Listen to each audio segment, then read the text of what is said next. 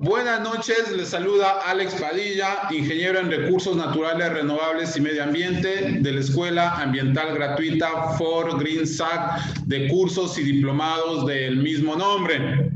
Hoy tenemos un invitado muy especial. Muchas gracias, Paul, por la apertura. Sí, muchas gracias por aceptar la invitación.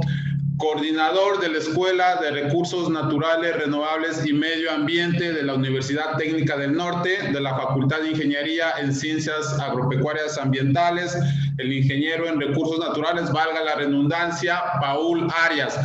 Bienvenido. Sí, quisiéramos que nos cuentes un poquito sobre el papel muy fundamental que tú desempeñas ahí en la FICAYA, en la Universidad Técnica del Norte. Sabemos que la escuela acabó de cumplir 25 años, sí, básicamente, por decirlo así, de independización. Y nada, bienvenido, la plataforma es tuya para que por favor nuevamente te presentes e iniciar con esta pequeña conversación. Hola, buenas noches, Alex, buenas noches. Muchas gracias por la invitación. Un saludo muy cordial a todos la teleaudiencia que nos miran, en este caso desde tus redes sociales y el programa que lo realizas. Bueno, ya me presentaste, mi nombre es Paul Arias. Actualmente soy el coordinador de la carrera de Recursos Naturales Renovables de la Universidad de la Técnica del Norte. Mi rol es un rol administrativo académico, si se puede decir. Soy el encargado de generar de toda la parte académica en la carrera y también de administrar, ¿no?, el uso de los laboratorios, de dar un seguimiento a que se cumpla el pensum académico, los contenidos mínimos en las materias, de generar los distributivos en cada semestre. Igualmente estoy al frente de la coordinación, de la vinculación, de las pasantías. Ese es el rol básicamente que yo lo resumo siempre entre un rol académico administrativo, ¿no? Soy un ente académico administrativo dentro de la carrera. Básicamente, en episodios anteriores o en programas anteriores, no es que sea la pregunta de rigor, pero en estos tiempos de pandemia, ya vamos al año y 4 meses y 5 meses básicamente. Acá en Perú ya estamos en el segundo encierro. En Ecuador sé también que las cosas están un poco complicadas, a pesar de que ya ha venido la vacuna. Todo eso en función, por ejemplo, del uso de los plásticos de un solo uso, valga la redundancia. Según la Organización de la Salud, se ha utilizado este tipo de plásticos un 400% más de lo normal. Se vienen problemáticas, desde mi punto de vista, mucho más complicadas en temas ambientales. Si bien es cierto, la pandemia se ha llevado muchos seres queridos, se está llevando muchos seres queridos, estamos concentrados en la pandemia, pero nos hemos desconcentrado, entre comillas, del tema que nos estaba explotando en la cara, los plásticos de un solo uso. Por otro lado, el tema ambiental, la naturaleza o Pachamama o medio ambiente, entre comillas, estaba, por decirlo así, recuperándose en la primera instancia, en el primer trimestre del coronavirus, porque nos dimos cuenta de que se pueden cerrar fronteras, los ríos se pueden limpiar, etcétera, etcétera, etcétera. Pero ya con esta nueva normalidad estamos contaminando mucho más. Una nueva problemática sumada a todos los problemas ambientales que hay, y ya se ha venido dando el tema de las mascarillas, sí, las sabes, el tema de que todas las mascarillas, además del plástico, ya están yendo al océano. Desde tu punto de vista como profesional y como persona, ¿cómo percibes el tema de la pandemia y qué crees que esta pandemia nos está de alguna manera llamando la atención, el medio ambiente? ¿Qué nos está diciendo? ¿Qué nos está sugiriendo desde tu punto de vista? Ya, a ver, yo lo resumo el tema de la pandemia en 2 frases, ¿no? La una es sensibilización y la otra es reto, ¿no? Entonces, ¿y por qué hablamos de sensibilización? Una es la parte una de cómo se genera esta pandemia. Sí, esta pandemia es un llamado de atención hacia las actividades humanas dentro del planeta. Recordemos que hasta hoy día, ¿no? Los estudios científicos nos hablan de que la pandemia se genera por un virus zoonótico, es decir, un virus que migró desde los animales hacia el ser humano, ¿no? Entonces, hoy se habla de que fue el murciélago, migró al pangolín y después hacia los seres humanos. Ahora, ¿y qué significa eso, no? Lo que significa eso es que nosotros estamos invadiendo espacios que naturalmente no han sido ocupados por el hombre. Si al momento que invadimos estos espacios, entonces existe una reacción natural debido a que no solo invadimos, ¿no? Sino que especialmente nosotros cumplimos nuestro rol como especie dentro del ecosistema, que es el de consumir, el depredador.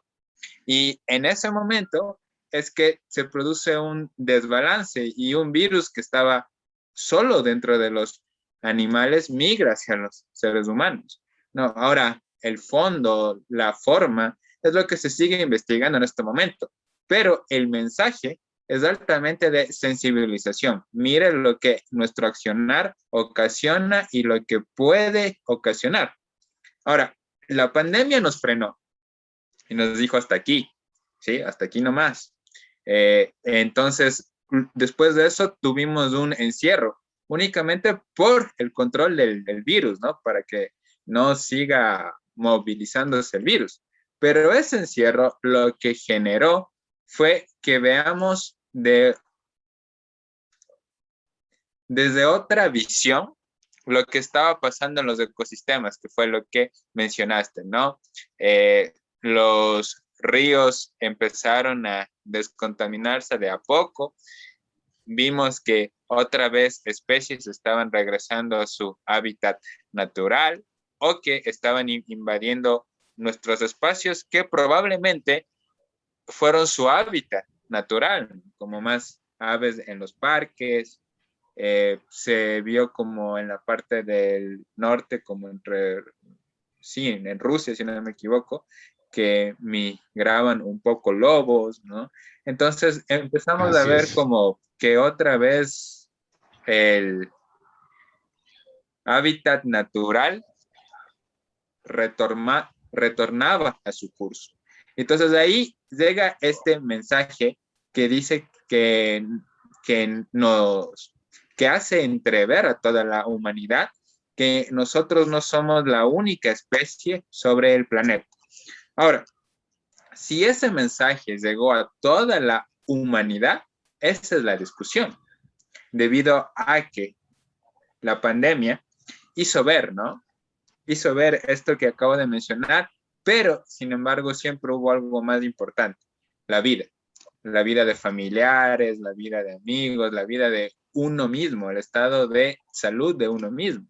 Entonces, había que hacer todo lo necesario por salvaguardar nuestra vida. Y ahí está el uso de mascarillas, el uso de alcohol y lo que mencionabas, el plástico de un solo uso. Pero estas eran medidas por salvaguardar. Ahí está el reto. Que estas medidas por salvaguardar, ¿sí? Al ser una actividad humana que es propia de una economía lineal, genera basura, genera residuos. Pero eso inicialmente no lo vamos a ver, pero ese es el reto que tenemos que manejar. Es llevar a esta economía lineal de toda la producción de nueva basura, por decirlo así, llevarlo a una economía circular, ¿no? El nuevo reto del reuso de las mascarillas, ¿no? De cómo se puede reusar estas mascarillas, no para mascarillas, pero probablemente se puedan reusar para otras actividades, una franela para los carros, por ejemplo, ¿no? Entonces, ahí está el nuevo reto, es como en repensar la economía, pero desde un fondo más circular, ¿sí? Entendiendo que la vida siempre va a estar sobre, ¿no? Sobre las necesidades Así es. económicas, pero que esa vida debe ser sensible hacia otras vidas. Eso es lo que mencionaba inicialmente. Sí, sí, sí. Estoy totalmente de acuerdo contigo, estoy totalmente de acuerdo. Igualmente hablábamos, bueno, esto hablábamos con el decano, con el doctor Bolívar Batallas, le preguntaba hablábamos sobre este nuevo desafío y este nuevo reto para todo el mundo, porque no únicamente no es en un solo país, para todo el mundo el tema de la educación, en donde desde mi punto de vista yo lo dividía en tres partes. Para los de 4, 5, 6 años que han ido por primera vez a clases y ellos ya evolucionaron porque ya es normal entrar vía Zoom a las clases. La segunda parte es el tema de los adolescentes. Hay algo muy preocupante en Japón y Suecia en donde se están muriendo más personas por el tema del suicidio que por el coronavirus y están entre personas de 15 a 25 años. Entonces, por el mismo, por la misma edad, por las mismas actividades, por el mismo desborde de energía que uno se tiene en esa juventud, a ellos les sobra. Y a eso sumarles el exceso de información que tienen, hay varias hipótesis el por qué está sucediendo esto. Y el tercer grupo, desde mi punto de vista, como yo le dividí hablando de temas de estudiantes, eran o son esos estudiantes como nosotros que estamos o están en formación académica, que su formación académica, valga la redundancia, es entre el 85 y 90% de su formación es práctica. Yo le decía a él que cómo están abordando esto, porque más adelante puede ser un problema o no puede ser un problema, porque algún momento leía o observaba que en una universidad en Estados Unidos, con una realidad virtual, tú ya puedes hacer un análisis de agua, sí, desde tu computadora, con tus lentes de realidad virtual, un análisis de agua en cualquier parte del planeta Tierra. Eso es para los países desarrollados, entre comillas. Y nosotros que lastimosamente muchas veces como estudiante ni siquiera tienes un teléfono, si bien es cierto tienes un teléfono inteligente, pero no puedes hacer lo que en este momento nosotros estamos haciendo por la capacidad adquisitiva que nosotros tenemos. Siendo la universidad, sí, una unidad de estudio, ciencia y técnica al servicio del pueblo, porque ese es el fundamento de la Universidad Técnica del Norte. Sí, ¿cómo visualizas tú de aquí a plazo corto, a 5 años, la formación de profesionales ahí en la Escuela de Recursos Naturales Renovables, juntos con estos nuevos desafíos tecnológicos que ya se han dado? Porque según expertos, nosotros hemos evolucionado entre 5 y 10 años en el tema de tecnología, del uso de tecnologías para el tema de estudiar. ¿Cómo ves tú este proceso? ¿Cómo se van a adaptar ustedes en este proceso y cómo van a adaptar a los estudiantes para que el golpe sea menos fuerte, como vulgarmente se dice? Claro, sí. Mira, es importante. Yo resumo aquí en dos palabras, ¿no? Reforma educativa, ¿sí?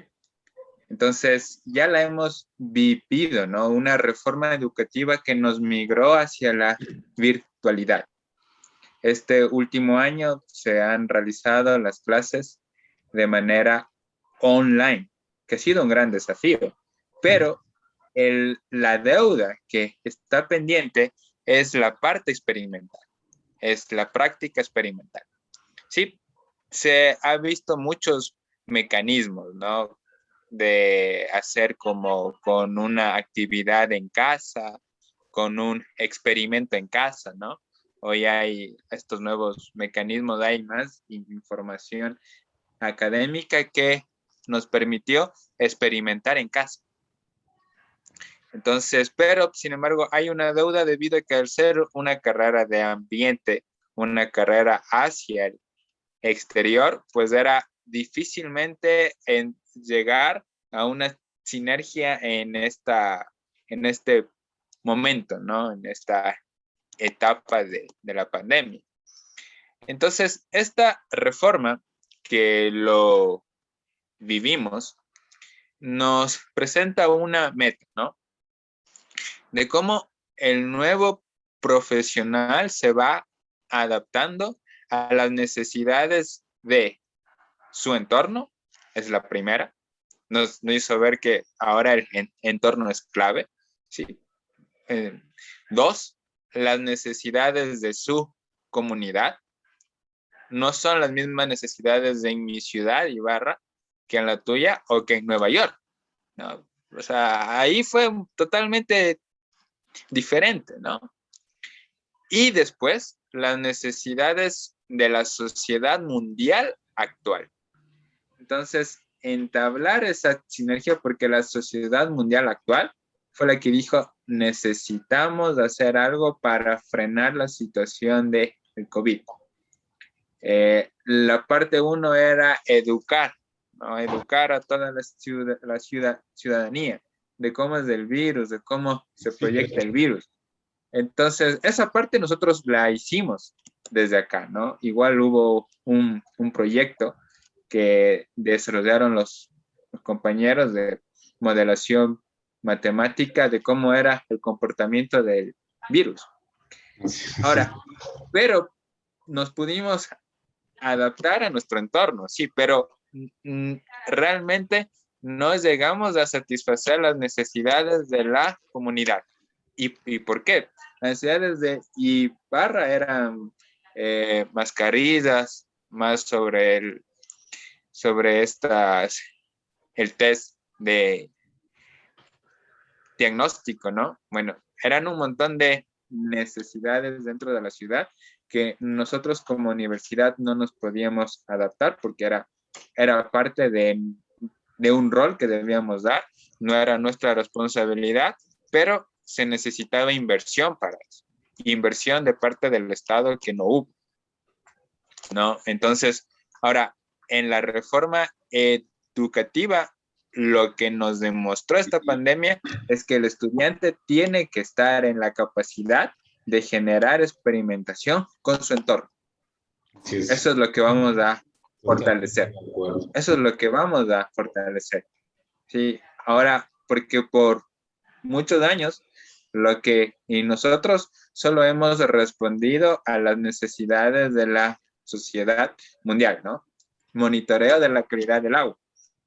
Así es. Por un ejemplo, ¿no? Sí, eso es importante. Eso es importante, sí, pero para eso tú necesitas el instrumento, el equipo, y eso te venden los países del norte. Y resulta que si es que no tienes esa instrumentación, no sabes cómo hacer. Claro.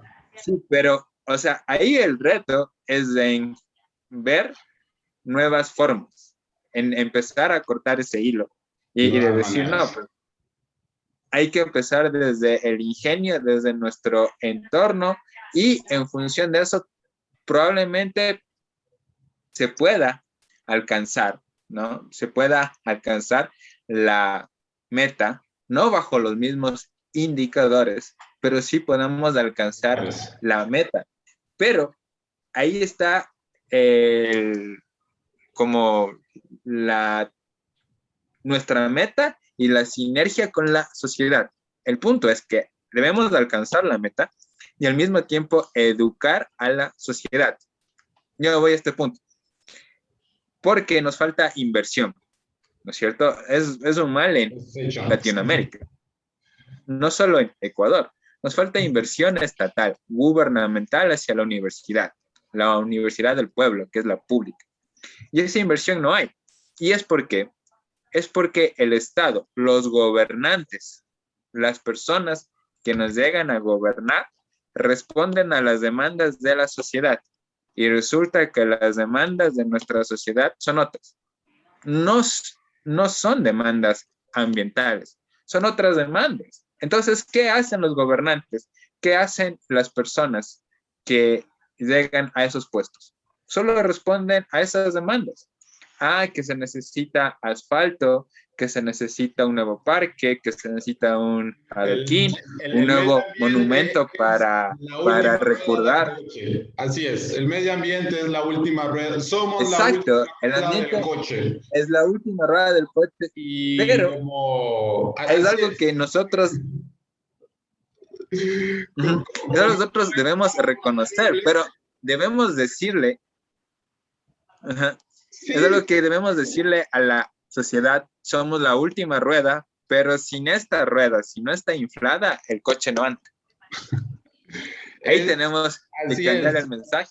Es algo que los políticos no entienden, porque tienen su ciclo de 4 o 5 años, hasta menos en muchas ocasiones, y si en esos 4 o 5 años no puedes demostrar, entre comillas, que estás trabajando, mostrar un asfalto, un adoquín, un parque, un cemento, no estás trabajando, pero no puedes mostrar que has sembrado, no sé, 1 millón de árboles, sí, sobre los 3.900, 4.000 metros sobre el nivel del mar, árboles nativos para que tengan agua, para que esa comunidad de abajo tenga agua. Es muy Sí, complicado exacto. demostrar es muy complicado hacer entender ese tema. O sea, si lo que tú decías, si no te educas, no te informas, no conoces. Si no conoces lo que genera botar la basura en cualquier lugar, vas a seguirla botando. ¿Sí? Si no sabes de dónde viene el agua, donde tú abres la llave o abres el grifo, igual no te va a interesar. Si a los niños que viven en la ciudad no saben de dónde viene la leche que toman en la mañana y saben, o sea, no tienes por qué exigirles, sí, que boten la basura en su lugar, no tienes por qué exigirles que no contaminen, no tienes por qué exigirles que cuiden las plantas o los árboles, porque lastimosa es posible que no sepan por qué o para qué. Entonces, todo viene de la educación, todo viene de la educación. Dicho eso, nosotros tenemos seguidores entre los 17 y los 25 años. El 80%, el 85% de nuestros seguidores son jóvenes, ¿sí? Y algunos jóvenes nos siguen porque eh, algunos creen que se han equivocado de carrera, sí, porque dicen, ya estoy en tercero o cuarto año y mira, tengo compañeros que no han encontrado trabajo. Recientemente conversé con un compañero de universidad, Gómez Granados, que es director del Hospital del Seguro Social de Ibarra. Entonces, algo se me vino a la mente, yo pensé, dije, ya, ok, normalmente un director de un hospital es un médico, él es ingeniero en recursos naturales, le digo, pero sí, soy director, yo tenía entendido, pero la mayoría de personas a él le dicen, pero ¿qué hace un ingeniero en un hospital? Entonces le dice, mira, hay manejo de residuos sólidos peligrosos, etcétera, etcétera, etcétera, etcétera. Ah, ya, entonces... Dicho esto, desde tu punto de vista como coordinador académico de la Escuela de Recursos Naturales, sí, a esos jóvenes que están en formación académica y que también están en autoeducación, porque ahora con el exceso de información se puede hacer eso. Si bien es cierto, pueden quedar ahí algunos huecos, algunos baches, pero la gente se está informando, aproveche el exceso de información. ¿Qué les dirías a esos jóvenes que han iniciado en el camino del cuidado y del manejo adecuado de los recursos naturales? Que es sumamente, es una mochila pesada, pero al fin y al cabo vale la pena. ¿Qué les dirías a ellos? Que básicamente pueden ser tus estudiantes o los que están en la escuela y no solamente nos escuchan en Ecuador, sino acá en Perú, en Bolivia, y tenemos ahí también en Chile y algunos que otros en el otro lado del planeta, en Europa. Yo lo que les diría es que no paren de soñar, ¿no? O sea, yo les diría que sigan manteniéndose firmes en su sueño, que en verdad es un camino duro el que se recorre con un futuro incierto, pero las cosas buenas de la vida Tardan. son duras, ¿no? Las cosas buenas de la vida y históricamente lo que ha generado un cambio en la sociedad han sido las cosas más duras y las que menos importancia le ha dado el ser humano en su momento e incluso las que ha tenido más oposición. O sea, esta es la época en la que estamos viviendo eso, pero sí ha existido un cambio, ¿no? En el pensamiento, en la visión de la población en general. en mirar un poco hacia el ambiente, en qué es lo que se debe hacer por el ambiente. Ahora, es cierto que el rol importante, el ente rector de todos nuestros gobiernos, ¿no? En Latinoamérica, y esto porque los gobiernos y esto debido al ejemplo mundial, ¿no? De Estados Unidos, de Alemania, es que el Estado tiene que ser el ente rector y el Estado tiene que delinear las políticas para alcanzar una sostenibilidad ambiental y por lo tanto el Estado es el que tiene que ser el principal empleador. Sí, el Estado tiene que ser uno de los empleadores, pero no el único. Aquí esto es un error de percepción en Latinoamérica, especialmente en nuestra área de formación, que si es que no nos emplea el Estado, no vemos opción. Bueno, la siguiente opción, que nos emplee una ONG. Ya, si no nos emplea una ONG, tampoco vemos opción. ¿Sí? Y estamos siempre en la opción de quién nos tiene que dar empleo, de cuando en realidad nosotros podemos generar empleo. Y tú lo has hecho. Y tú lo has hecho. Tú has visto que hay un vacío, hay una demanda que es de educación ambiental y que hoy están las plataformas virtuales para educar. Y a través de eso has generado tu espacio dentro de la economía. Así es. Yo realmente te felicito de todo corazón, ¿no? Pero la mayoría no vemos de eso y no nos arriesgamos a eso. La mayoría decimos, es que yo sé lo que hay que hacer por el ambiente, es que yo veo que la gente no hace caso, bota la basura y un montón de cosas.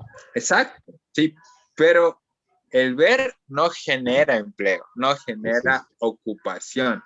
El accionar es el que genera ocupación, es el que genera un cambio. La educación está ahí, es importante. De hecho, la educación puede generar empleo, como tú lo haces. Pero también hay que buscar nuevas actividades que se les pueda dar un sello verde y a través de eso generar un cambio en la sociedad, porque la sociedad está dispuesta al cambio.